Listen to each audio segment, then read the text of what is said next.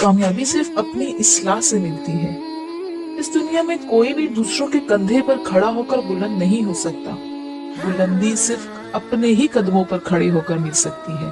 کسی عقل مند نے بڑی خوبصورتی سے یہ بات کہی، اس دنیا میں صرف ایک انسان ہے جو تمہیں کامیاب کر سکتا ہے، اور وہ ایک انسان تم خود ہو۔ یاد رکھیے، نجات کا دار و مدار شہرت پر نہیں ہے، نجات کا دار و مدار عزت پر نہیں، نجات کا دار و مدار مال و دولت، عیش و عشرت پر نہیں۔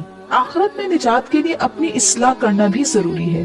جو اپنی اصلاح کرنے میں کامیاب رہا، اللہ پاک کی رحمت اور اس کے پیارے حبیب صلی اللہ علیہ وآلہ وسلم کی شفاعت سے جنت کا حقدار ہو گیا۔ مگر جو اس دنیا میں خود کو راہ ہدایت پر نہ لا سکا، وہ آخرت میں بھی محروم اور نامراد رہے گا۔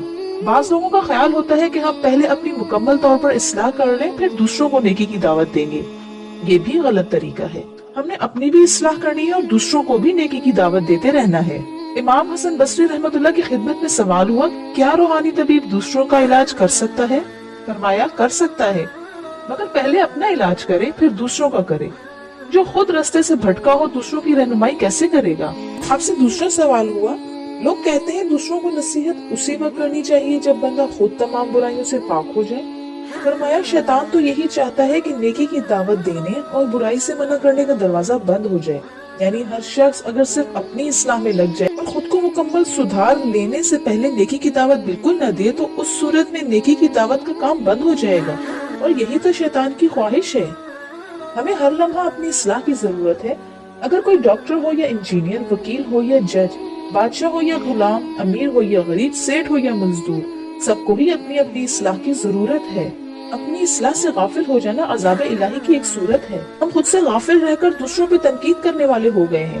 نہ جانے دوسروں کے عیب ٹٹولنا، دوسروں کے گریبان میں جھانکنا، دوسروں کے کردار میں کیڑے نکالنا ہم نے کہاں سے سیکھ لیا۔